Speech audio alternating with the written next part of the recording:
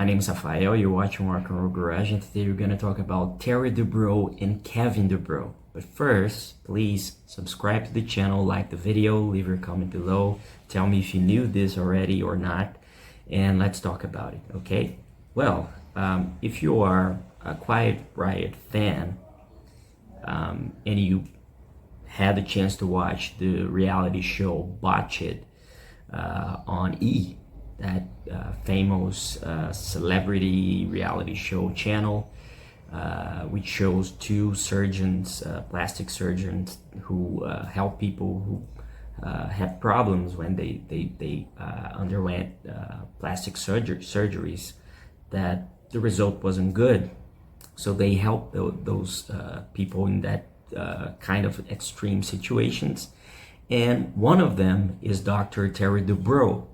And well, if you look at him, as you see here, you know, he's just like his brother.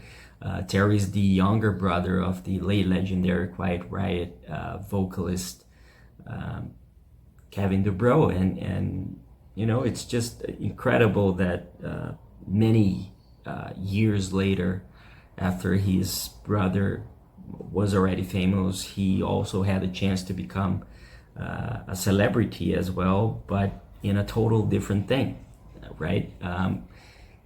Kevin was born in 1955, and 3 years later, his younger brother Terry was born, and obviously they had really different careers. And obviously, if you're a Quiet Riot fan, you know that Kevin is certainly one of the greatest frontmen from that 80s scene.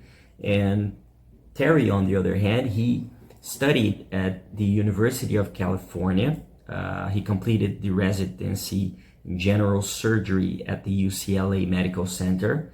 He is also board certified by the American Board of Plastic Surgery and fellow of the American College of Surgeons. And it's just incredible, man. You know, if you put them side to side, they look the same. And obviously, as every brother, all the brothers in the world, they never had that great relationship all the time. And in fact, Terry said that sadly, when Kevin passed away in 2007 at the age of 52, they were not speaking to each other. And Kevin was found dead at his home in Las Vegas, Nevada. After a week, friends had been trying to talk to him, and he was a victim of a fatal overdose by a combination of cocaine, painkillers, and alcohol.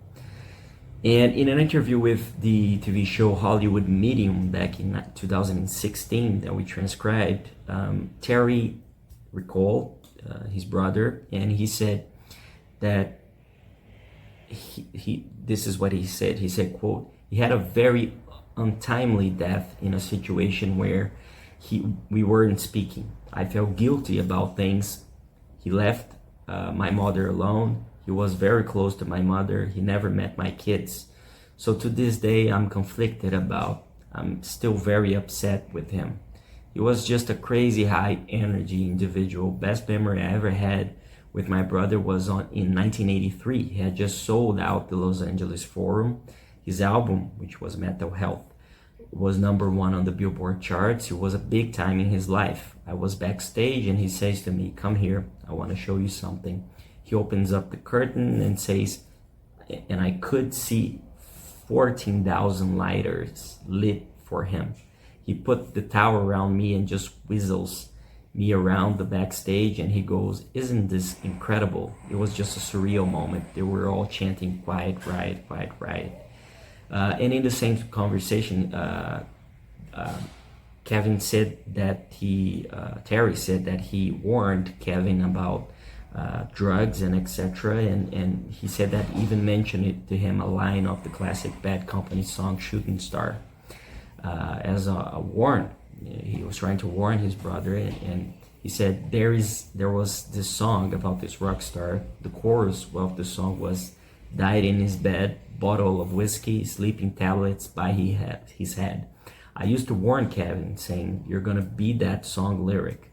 That's exactly how he died. That's what Terry said. And as noted by the Hollywood Reporter, at the time after Kevin passed away, his mother and younger brother Terry gathered his possessions. The platinum records that Kevin had are now at Terry's house, and they display them to honor his memory. And this is what he told Hollywood Reporter at the time. He said, "We thought we would display them prominently in our house in his memory and his honor. It is something we hold it in high regard. It's great that my 4 children know that their uncle was a big-time rock star." And you know, he really was. I love Quiet Riot, and I really think that not only as a frontman and as a songwriter, but as a singer, you know, Kevin's voice was just fantastic. And you know, besides all the original songs they did, but also the famous Slade covers, which were Mama We Are Crazy Now and Come On Feel the Noise. I mean, I love Slade, I love those songs, but I honestly and I sincerely think that the Quiet Riot versions were much better than the original Slade versions. And so they took those songs and they made them their own, and that's why I think they're one of the greatest American bands from that time. And obviously you had many other great artists who were part of Quiet Riot, Randy Rhoads, Rudy Sarzo, Frankie Banali, many others who played in the band. And obviously Quiet Riot was active from 1973 until 1989. They returned from 1991 to 2003, and from 2004 to 2007 when Kevin tragically passed away.